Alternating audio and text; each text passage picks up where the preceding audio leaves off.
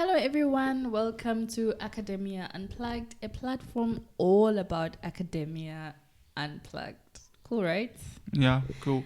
Cool. Thank you so much for interacting with us in our previous video. Thank you so much for your comments and for your likes. We appreciate it. And if you're a new subscriber, don't forget to subscribe and to like and comment, and also switch on the notification bell so that you are notified every time we upload new content onto the channel.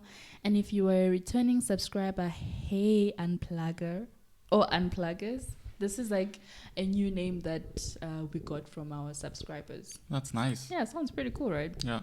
So David and I today are going to talk a little bit more about how to choose a PhD program, because we feel that sometimes it can come across as a stumbling block, rather. Yeah. Transitioning from masters to industry or from masters to a PhD program.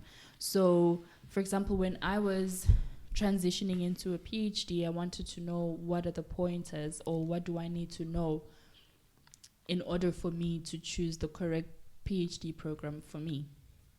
So today we hope to talk a little bit more about that, and we hope that you stick around, you watch the video till the end, and that more than anything you resonate with the segment today. It's an audio, and so if I keep saying video, just forgive me, because we're used to shooting video and today we're just switching things around. So yeah, what did you find insightful as insightful information when you were choosing a PhD program? For me, funding comes first. Funding. Yes. Okay. So, doing research is not easy. Mm-hmm. So for me, I know I can get my subject of research in any PhD program. Mm-hmm. So my focus was on funding opportunities. How is the program going to be funded? So wait, before you chose the PhD program, you looked first at how you were going to get funding for the PhD, or like for the activities that are inside a PhD? So we are speaking about a PhD program, right? Yes. Not the subject of research or anything. So there are many PhD programs out there. So some are funded projects. Okay. Some you come with your own funding. Some are fellowships, and others. Some you have to bring your own funding. In some countries, you have to pay school fees yourself. Mm-hmm. You have to, find your own ways of living whilst you do your PhD. Yeah. So for me, the most important thing for me was to see how the program is going to be funded. So that's for me is the key. If they're going to pay you. If they are going to pay me, or I need to bring my own funding, or I need to be given a scholarship or something like that. So that comes first. Okay. So if a PhD program comes with funding, then that's a good, like a green flag. Perfect. And then if you have to come with your own funding, so like a scholarship. Yes. So, you cannot only focus. So for me, even though the funding is the most important thing, I'm not only looking for the ones that are funded or they are going to pay me. Yeah. So I look at the package. Definitely, I'm not going to apply for a PhD program that I have to fund myself, because I see research as a work, like full-time work. Yeah. And in some countries like Switzerland, for instance, you have to be paid. Most PhD students here are employed, actually.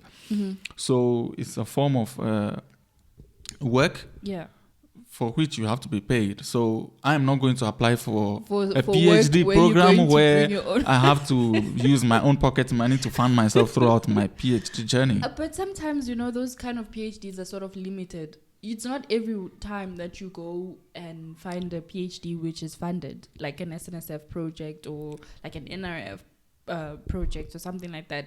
So how do you then In fact, actually, for every serious university... Serious? Yes. That is so problematic. When you're applying for your admission, you have to add proof of funding for every serious university. So you are not even going to be considered for admission if you don't Have proof of funding. Exactly. Where is Okay. your fund going to come from? So for me, after having the funding sorted out, that was the first thing, in fact, my supervisor looked at. So it was first the funding before you apply Yeah. for the admission. So it has to be added. That's how it works I for mean, me. I agree, right? But to a certain extent. Because it's not every university in your books that are serious. I didn't. Well, for what I know, most universities, especially the serious ones that want their PhD student to have good living whilst they pursue research, they are going to ask you for funding. Yeah. Yes. So for me, I know my subject. So anytime I'm looking for my subject in a proposal, I first see, okay, my subject is then biomedical ethics. Yeah. And then funding. Do they require me to bring my own funding? If yes, I attempt applying for the funding.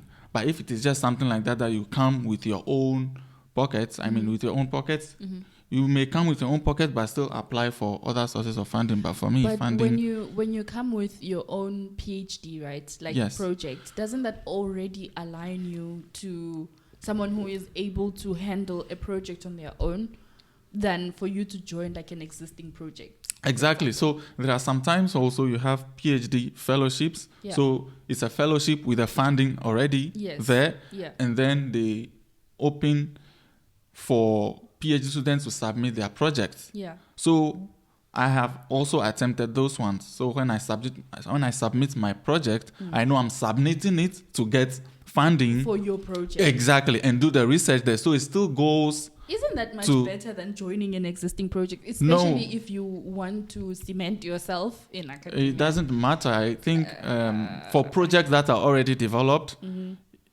they require people who are maybe flexible. So it makes you flexible. So it does develops that some mean flexibility. that when you have like a project, which your own project, or rather joining, or even joining like a project which was developed before, who has better experience in that regard? Don't you come up with better experience when you come up with your own project than... Exactly. So this is what I can also say for most of the finalized projects for which you have to apply as a PhD student. Most times they ask you to bring a proposal. Yeah, it's weird and it can be funny. I never understood that. Like, you Exactly expecting me to join an existing project, but then you so me come up actually with a they put the proposal. topic and then they put an abstract of what it is about, and then they tell you, give us 3 pages of proposal. So you, as someone who wants to do a PhD, you have to look at the abstract, go into the literature, read and find the problems. Exactly. Come up with what you have to do. I think for me that's more serious than sitting down. Exactly. So you have to find something, and then before you get the PhD, they are going to see your proposal and then look at what they have. Yeah. In addition to other criteria, and that's how you get in. So whether you're applying for a funded project or not, for most programs you have to bring something still. And for me, I still had my proposals because I was ready to take any chance at all. So I had not only 1, 2, 3 of them developed from scratch, and then I was also waiting for programs that are already funded. Okay, I mean that makes sense. And maybe before we dig or dive deep into this topic, we need to discuss probably the pros and cons of doing a PhD. What do you think are there like any advantages to doing a PhD at all? Because nowadays everyone is doing a PhD, or maybe that's just my perspective. Yes, so I think one has to know what PhD is about. Wait, what is the PhD in your books? So a PhD is training for academia and research. So it depends on what you want to do also after school. Yeah. There are some positions that do not require you to have a PhD. So why get one? I want to be a doctor. I want So to be called a doctor. That's one of the worst reasons for which someone can do a PhD. I mean, we have to get the title one way or the other. Yes, so I mean, PhD. Okay, seriously now. Yes, Yeah. PhD can be worth it, but you have to know the career you want to pursue, and then you see the qualifications required for it. If you want to stay in academia or you want to stay in a research space, PhD maybe is the best thing for you to take, because then you train how to do research, and then you know your research methods and how to solve problems. Yeah. So definitely, to remain in academia, you need to have this training. This is the starting point. Yeah. But industry, not all positions really require. need to Yes, you have a don't really PhD. need to have one. And I have a feeling that, nowadays industry employs a lot of people with PhDs. Yes. So maybe this is the wrong platform to talk about it, because then it creates like an immense amount of competition within like the general pool. Imagine you are applying to be, I don't know, a medical engineer somewhere at Roche, and you are competing with people that have PhDs. The competition there, I think, is unfair, no? It is true, but you also have to know that maybe if you graduate with masters and then you begin working in that position, so 3-4 years before someone graduates with their PhD, you already have 4 years of experience. Many companies are going to pick you over someone who is freshly graduated with a PhD. That is true. And what do you think are the cons of doing a PhD? You train how to think properly. What do you mean how to think properly? That you have so many problematic things to say. I mean, you think about how to solve problems. Of course. I mean, even someone in industry thinks about how to solve problems. No? Yes, but you think objectively. For me, that's what I think. Okay. Maybe it's also with regards to my field of research, biomedical ethics. So it's about thinking deeply about ethical problems we have in biomedical research and practice. Right.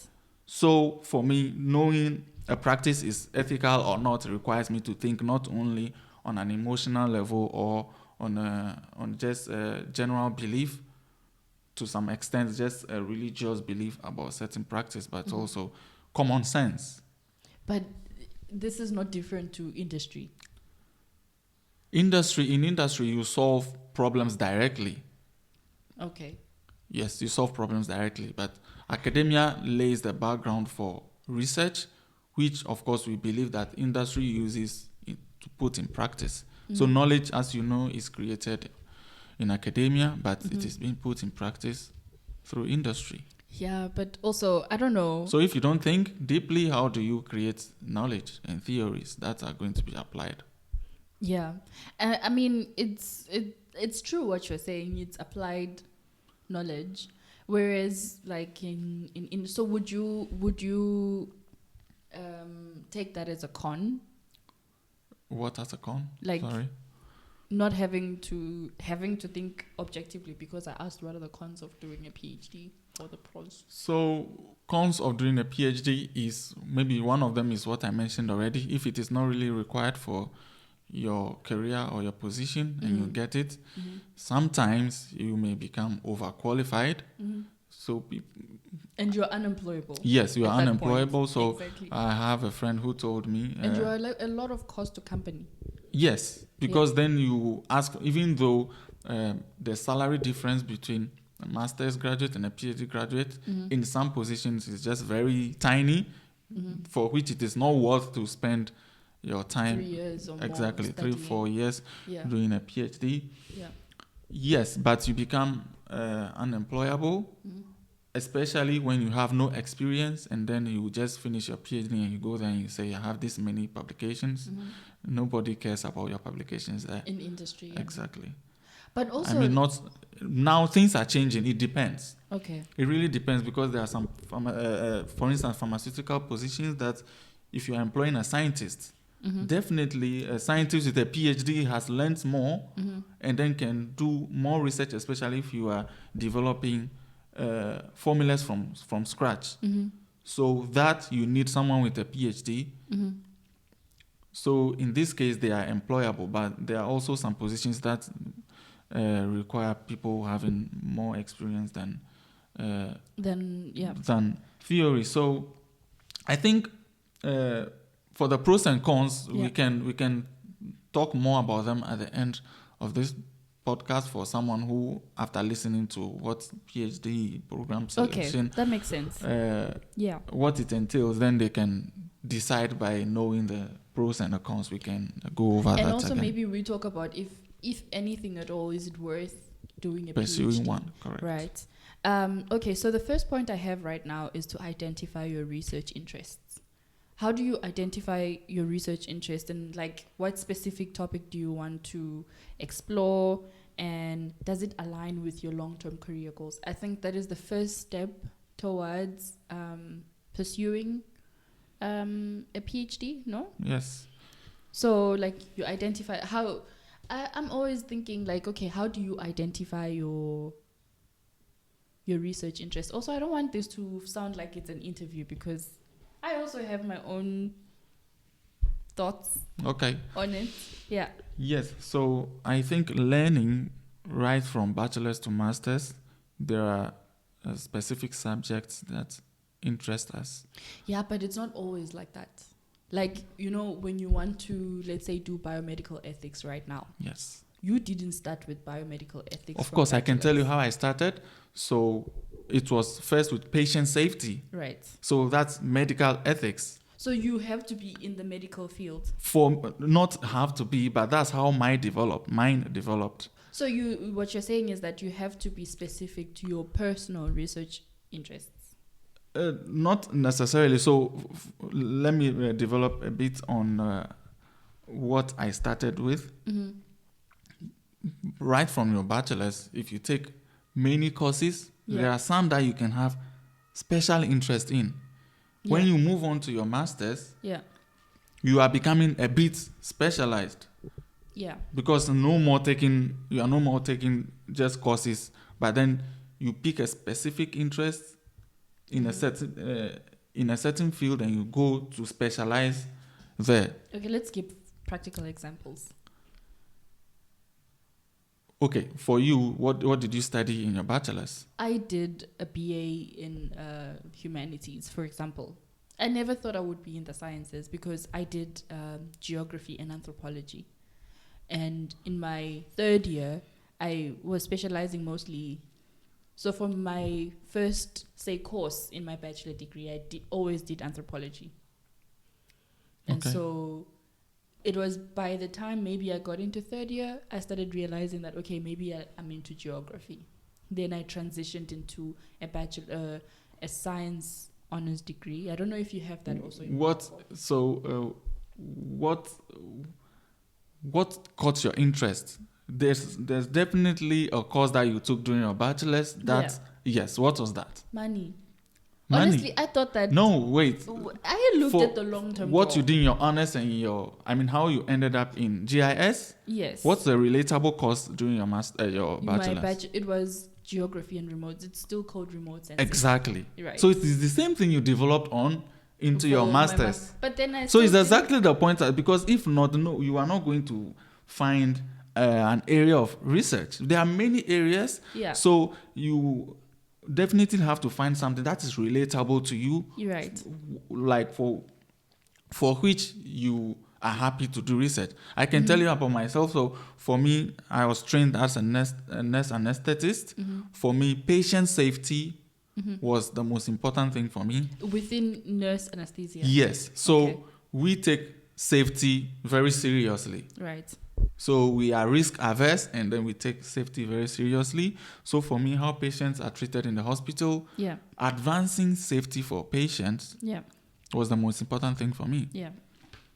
So in then my you developed your research interest in that. I have tried several times to change paths, but I have always ended up doing the same thing throughout. Safety. So in my bachelor's thesis, I addressed a similar thing. Yeah. Anesthesia complications, which is related to patient safety. Yeah. I went on to do my master's. I ended up studying culture of patient safety in primary healthcare settings. Yeah. So because of that, I've seen that I have done medical ethics from my bachelor's to my master's. So I decided to expand my scope. This is how I ended up in biomedical ethics, because safety, making sure that your patient is safe, can be related to two big principles of biomedical ethics: non-malfaisance and bienfaisance. So don't do wrong to the person and always do them good. So is that what, at policy level?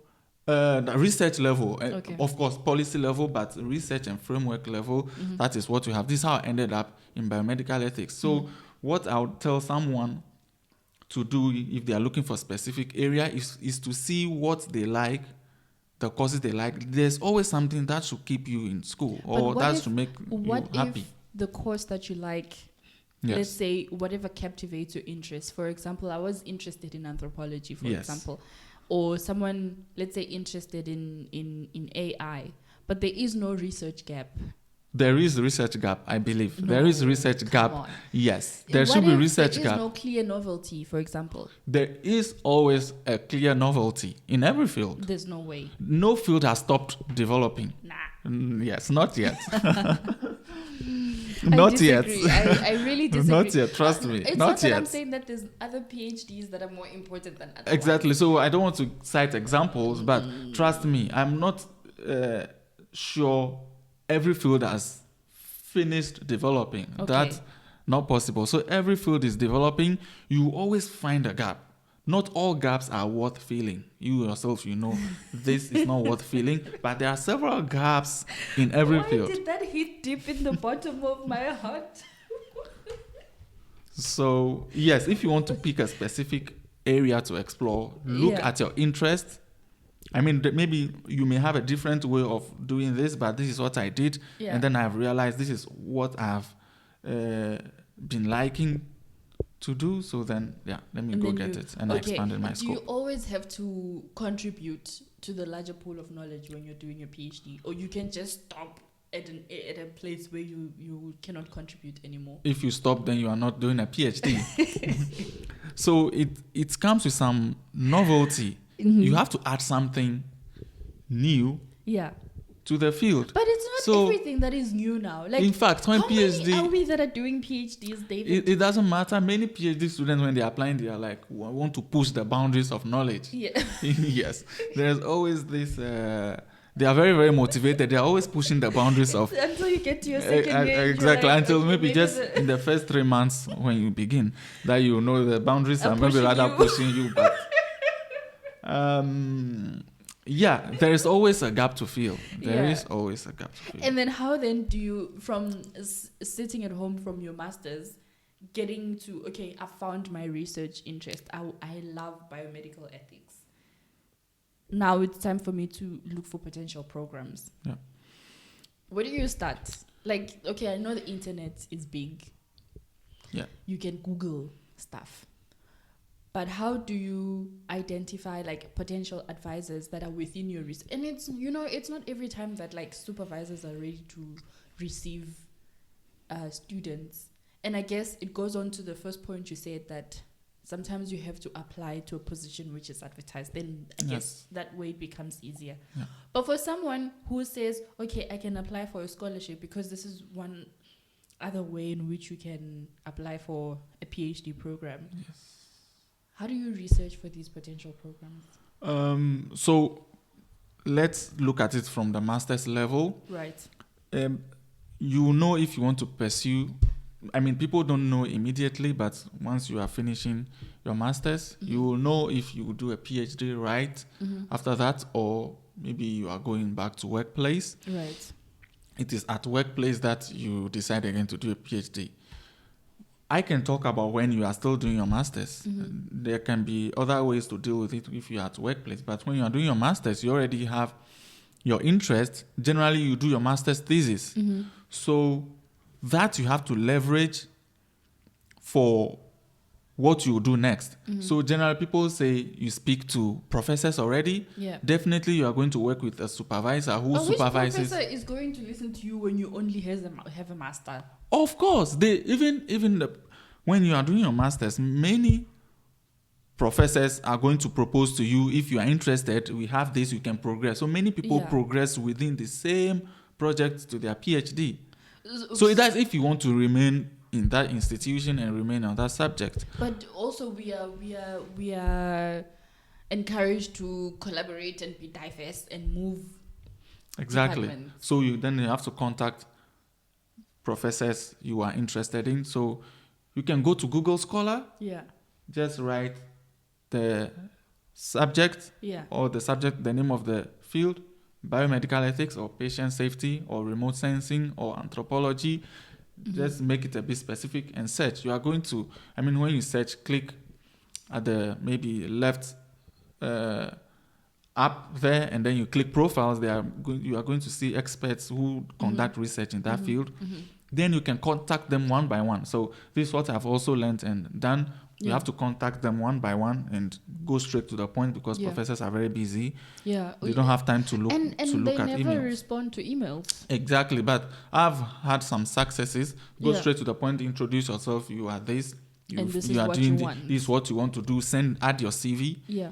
Generally, add your CV and then what you want them to do, and they respond. And also, I have this problem with when you are looking for a supervisor. For example, you're looking for a supervisor and you already have a project in mind, and you're not really looking for to joining a research group that already has a project. Should you attach your proposal? Because some supervisors, this is how they get their research grants.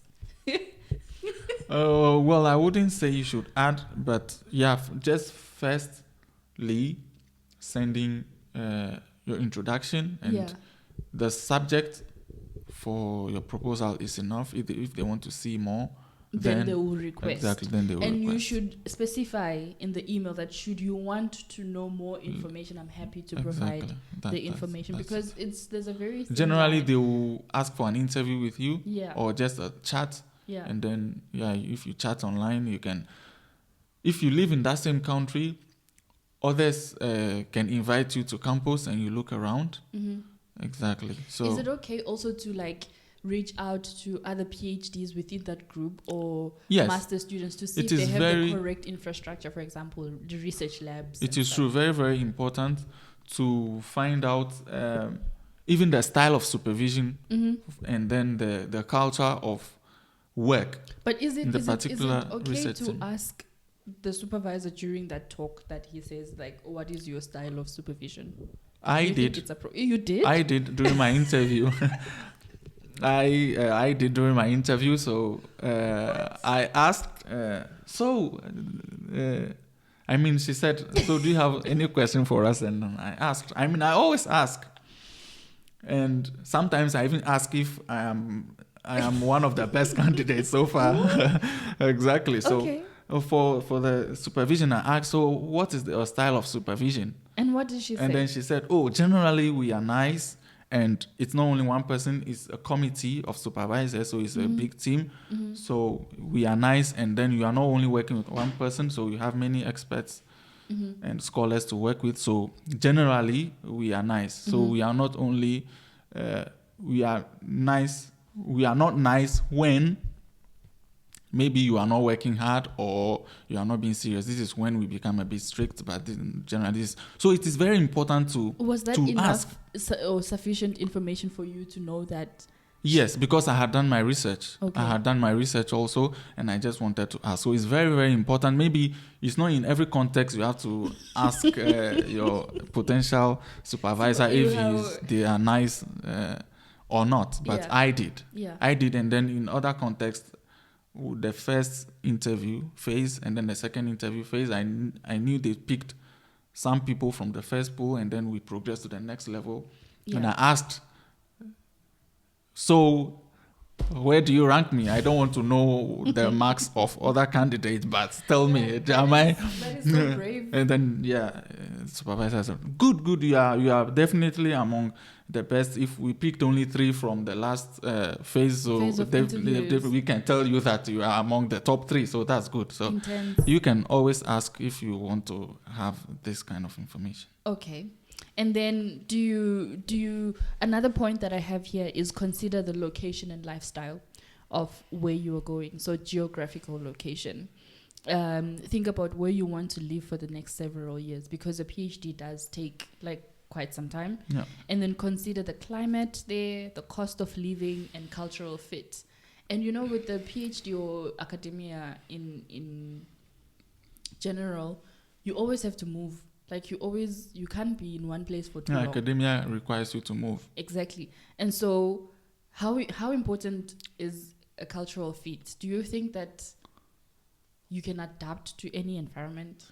Not you personally, but like PhDs. Yes, but I mean, to begin with, I think everyone wanting to pursue a PhD have a dream destination already. So maybe this is not a time to tell people where to look, but without speaking, someone knows, I'm going to Europe, I'm going to Australia, I'm going to America, I'm going to the UK or wherever. So people have where they want to do it. Yeah. So definitely they might have seen what life is like in this context. This is why they want to have their PhD. Perception of what life exactly, like. At least a perception. Yes. So people already have that, and I think it is important to consider as well. Mm-hmm. I don't think I stand to discuss what they should look at, what kind of lifestyle they should look for before they apply for a PhD in a certain country, but because I am very sure people already have places in mind where they want to do their PhD. Yeah. The best thing to do is to make sure you find your research field. Don't switch fields, but find your research field and a good university in that country, and then...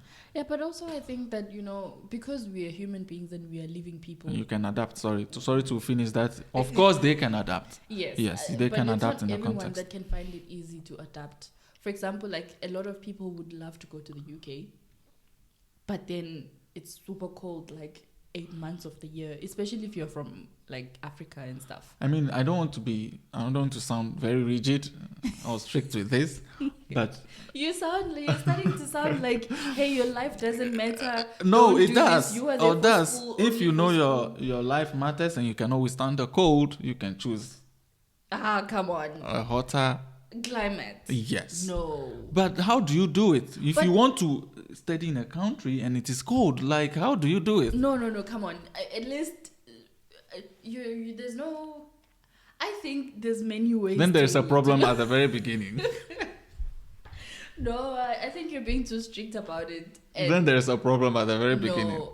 Okay, say you want to go to Harvard. It's one of... in the Ivy League. Exactly. Right. So why will I say no? Whatever is happening there is going to prevent you from adapting to that environment. Go for it. No. Go get it. You find it like very difficult to adapt to the culture there. Then that shouldn't even come to your mind that you want to go there. Oh, come on. It's very important. Okay. This is why I say, if you ask any master students where they want to, like willingly, not where you get the opportunity, but where you would like to, they have a place they can mention for you. And for me, once you have that, you should be able to adapt to that environment. So PhDs must not have a life. This is what you're saying. If you want to have a life, pick a PhD in where there is life. In a country where there is life. You can have a life, but choose where there is the life you want. But how will you know before you... But you cannot choose you want to have a life and then you choose a place where you cannot have the life and let you... It will be like I'm the one saying, no, don't choose a life.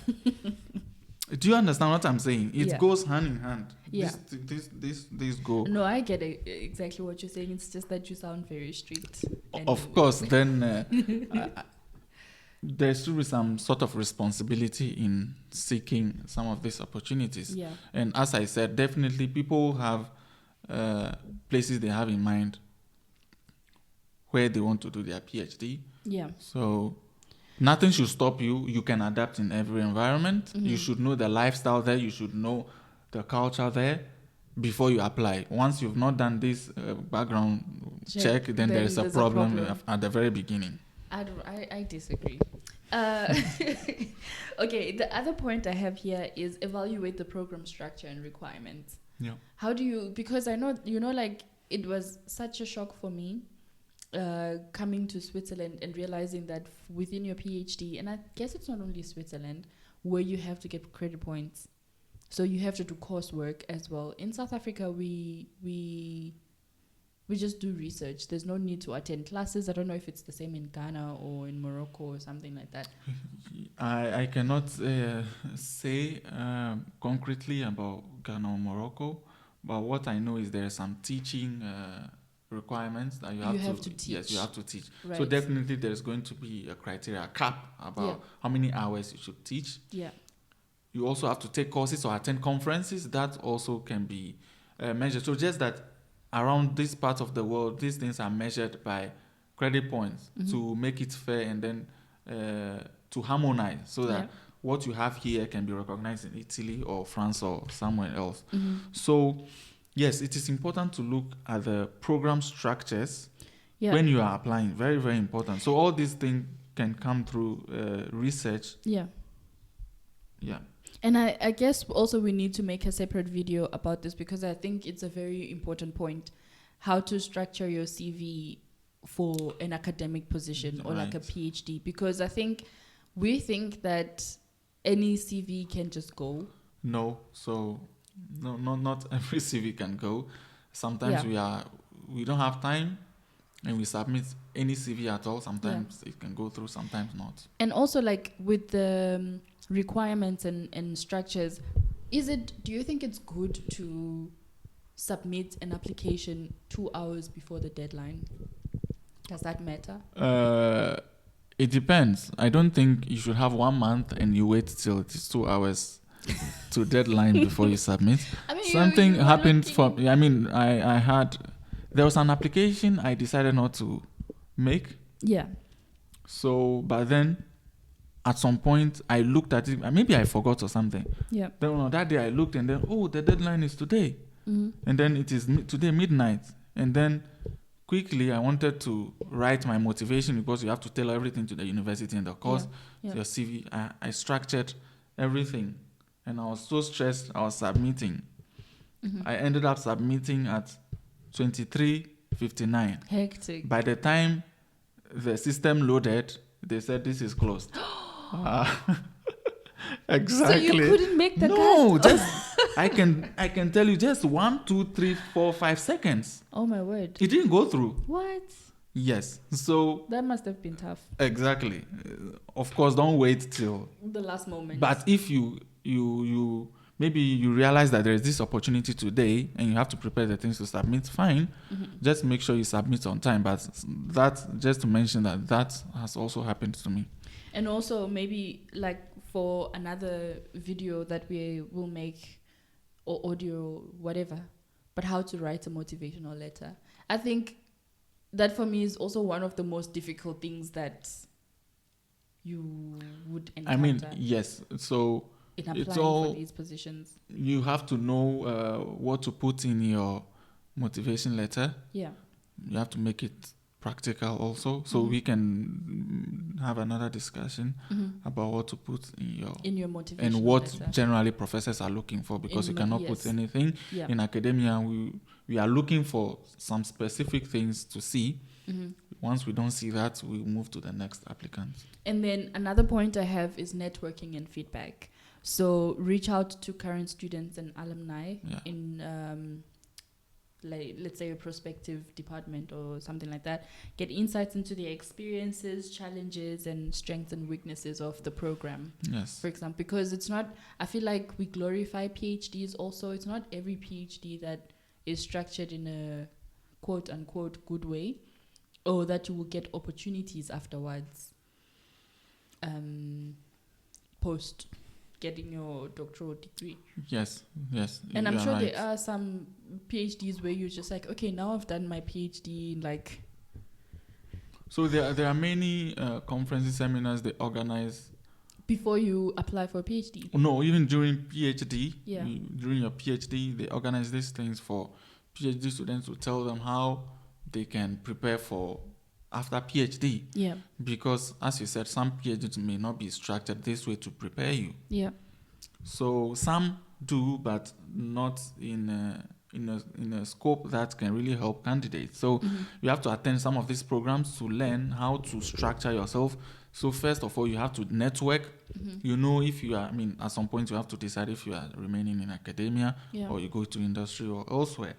You have to begin with networking to network around. So if these aspects if these aspects are not included in your program, then you have to find other ways of doing it. Sometimes you also have to get extra skills. You have to know where you are going. If it's industry, you have to get certain skills. If these skills are not required as part of your PhD program, you have to find ways of acquiring them alongside your PhD, because that's going to be important for you. And you know, there's also some programs where you feel like you are going to learn, for example, additional skills. Yes. But then the program doesn't really offer that. Exactly. So that is generally the case. So you as an individual, you have to know what you really want to do next. Yeah. You have to know whether you remain in industry, even if you are confused, whether you want to stay in industry or academia, you should know the skills in case you want to go to industry. Will require you start getting them now. Definitely, if you want to remain in academia, you're already practicing the skills already. Yeah. So no much stress. But then just know what you have to put in place so that you can add those to your program. Not many programs have that because we cannot tailor, a PhD program cannot be tailored to the interest of every student. Yeah. People go in different directions. So you as an individual, you can even have mentors and your supervisor and friends that you can talk to people, and then they can tell you what you can do. Like my supervisor tells me what I can be doing now. Yeah. If I want to go back to clinical practice. Yeah. So you should have mentors and have discussions, and then that can prepare you, because not everything is going to be included in your PhD program. So let's say, okay, to recap, right? We said, like a comprehensive guide of applying to a PhD or finding a good PhD, right? First, you have to identify your research interests. Yes. Second, you have to identify potential research programs according to your interests. Yeah. Consider the location. Yes. The lifestyle. And funding. Exactly. We'll get to that. Yes. Evaluate the program structure and the requirements that are needed. Like, do you qualify? Do you even qualify to get into this PhD?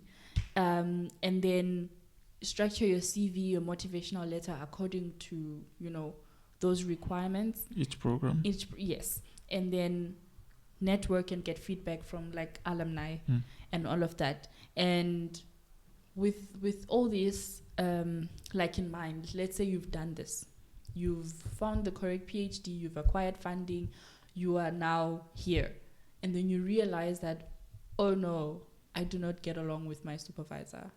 How do you navigate that? Like, I know there's so many, and I think to a certain extent, it's like a power struggle between PhDs and professors, because professors also lean on their PhDs, but also PhDs need a lot more guidance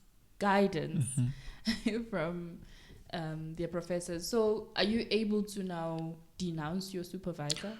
I would say many universities have systems in place to deal with this. So,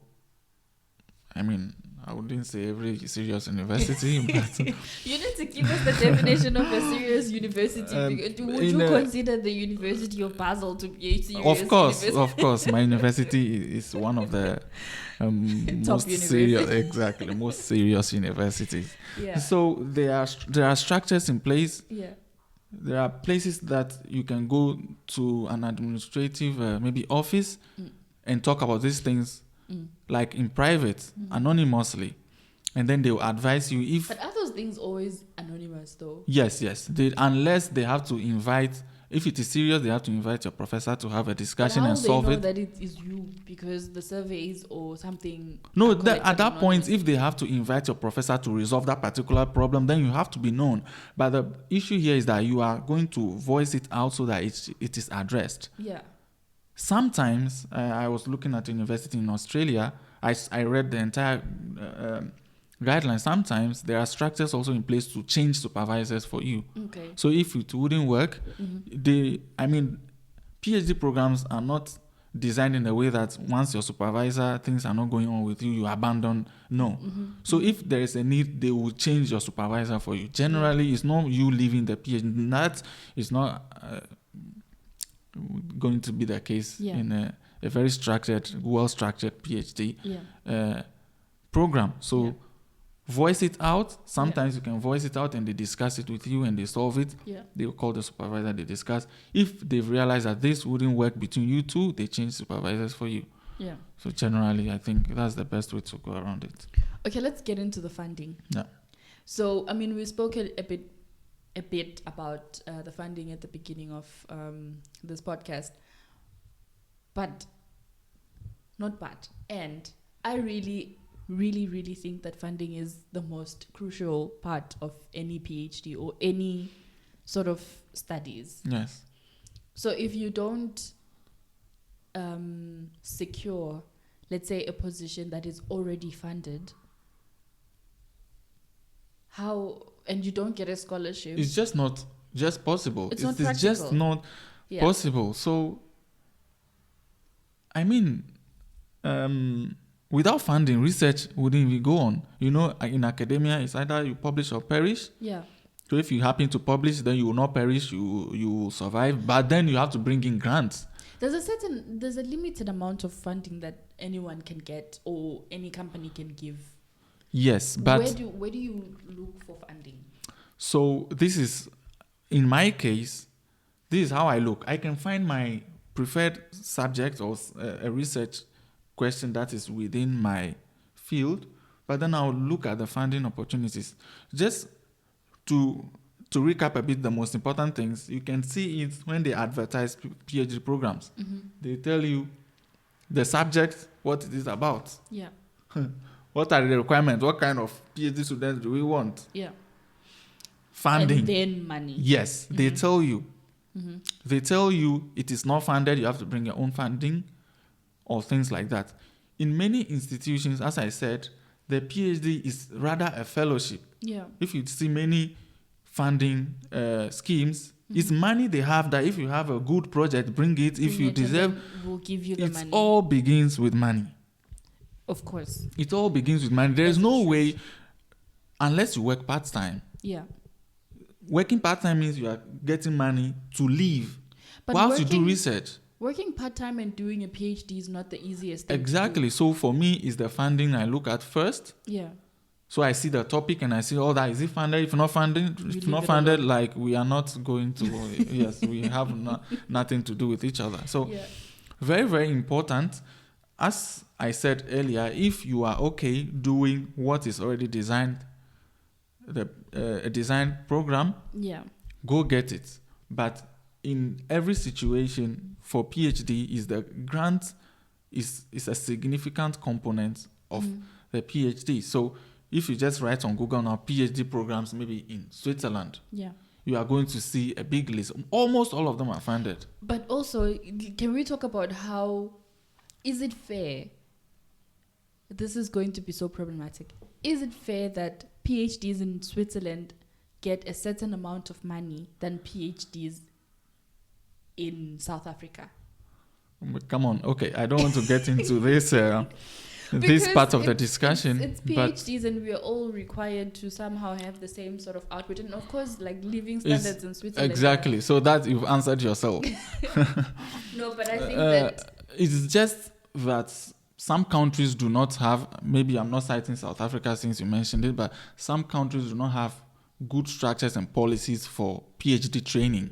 Yes. If you do have, you give the right amount of resources to your PhD students to do it. If it is salary, in Ireland some time ago they were asking for working rights. So the right to go on maybe vacation and stuff. Things like that. So when it is considered, you give better conditions to your PhD students. So here in Switzerland, of course, not because PhD students are paid millions, but also it is still with regards to the minimum wage and of other that certain exactly country. exactly. Because other we had a departmental meeting the other time with like professors from Germany and stuff, and they were like asking us what are the problems that we are facing during our PhDs and what we wanted more. And then, issues came about to say we need more money because things are becoming more expensive and all of that. Our concerns were discarded immediately because you cannot complain about money. You cannot complain about money because PhDs in Switzerland are getting relatively higher than PhDs in Germany or in France or somewhere else in the world. So sometimes you feel like you are in a privileged spot, but then you get things like rent that need to be paid, exactly, health so insurance, things that are compulsory that you cannot get away from. Cost of living. We cannot conclude it is we cannot conclude it is better here. Yeah. So the best thing to do, if I would say, is to ensure good or better conditions for PhD students wherever they are. Wherever they are. Yeah. Yes. And how about working overtime? Do you think that should be compensated? Just like any job? I think they are not going to be able to compensate. Yeah, because we work 24 because hours. we work 24 hours and then 7 days a week. Yeah. So that's I doubt universities can pay for overtime. It's part of the deal. Yeah. Yeah. Okay, I think because of our time, we're going to maybe have a part 2 about how to choose the correct PhD and have additional like pointers, right? Is there anything else you want to add? Yes, so maybe the pros and cons which we wanted to just highlight at the end. Yeah. So yes, PhD is good if you want to continue in research, or you want to continue a career in academia, then get a PhD. It's going to help you to be a critical thinker. You are going to have some transferable skills, how to do research, how to think critically, how to do presentations, and how to solve problems. You are going to learn all that. Even if you don't want to continue in academia, I think PhD gives you the opportunity to learn these things. Cons, one of the worst reasons, as I mentioned earlier, is because you want to be called a doctor. That's maybe true. Everyone wants to be called a doctor. But one of the worst reasons you'd want to do. So it is not reasonable enough if you just want to be called a doctor. Doctor. And also, it makes you unemployable, which we also mentioned earlier. With PhD, if it is not really required, then you are not going to get it because people want really practical and practical experience. Like experience, for people to... so we can go on and go on and go on, but... And also long hours. Yes, long hours of work. Yes, long hours of work. Less social, less social life. You have how do we call that? What syndrome? Imposter syndrome. Yes. So you have the imposter syndrome. Many failures, sleepless nights. It can impact your health. Your colleagues are going to be making money whilst you are... So, yes, we should... But, I mean, it is for people who love research and who love knowledge and they want to go for it. So, pros or cons or whatever, know what you want to do, what career you want to have. If it is in academia, embrace PhD and do the research. Even if not, if it is required for your industrial position, get it. But most importantly, see where you want to, like, have the end in mind before you start. Yes, before you start. That's the only way you can know if a PhD is good for you or not. If not, you go through the most. Yes, you go through a lot. And also, as a final thought, as you were talking, I think I was thinking about how PhDs have been structured today. Do you think that doing a PhD is worth it at all? These days, yes. Just that many PhDs do not stay in academia. So I'll always go back to why a PhD. What is a PhD? It's a training you receive if you, especially it's compulsory. I think it's becoming compulsory, of course. People have 1, 2. So it's now difficult to have a master's and have a career in academia. So it's compulsory. So it is worth it. In academic space, it is worth it. We need academics to solve problems. But in industry as well, most of them are employing PhD students. If you go to public service, Yeah. we have That's policy PhDs. analysts, and then it is worth it. Yeah. It's really worth it, but you can only know it's worth if it is required for your targeted job. Yeah. Because then if you get the PhD before you decide what you want to do next, you might not end up in your a preferred work that you'll be passionate about. That will be problematic. So maybe first know what you want to do. I will always say know what you want to do. Yeah. If it requires a PhD, it will be worth it. It will be worth it. Okay, so I think we'll end it here for today, no? Yes. And Thank you for having me. Yeah. Thank you very much. Cool. It's a pleasure. I don't know why I'm saying it's a pleasure, but anyway, yeah, we'll end it here for today. And thank you so much for tuning in, and thank you so much for listening with us as we spoke about, things to look out for in a PhD. Should I do a recap? Yes. Okay, Why so not? the pointers that we gave with regards to choosing the correct PhDs are: number one, the most essential, funding. Yes.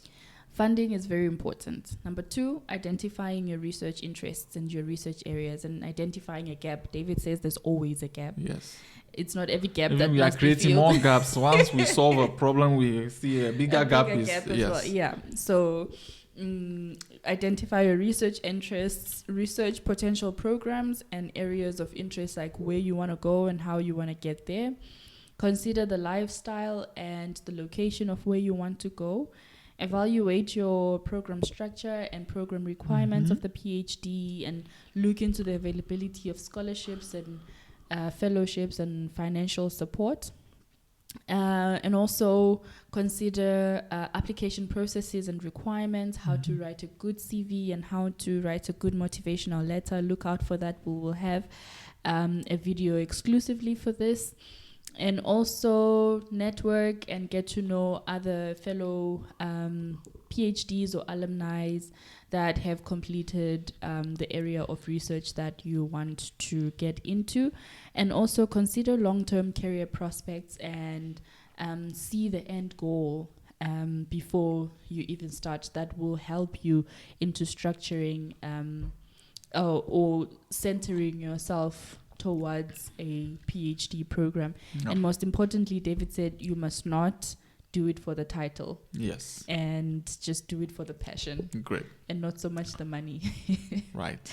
So yeah, thank you so much for joining us. Don't forget to comment, like, and share, and let us know what you think the correct pointers towards doing a PhD wherever you are in the world, and we would love to hear so much from you.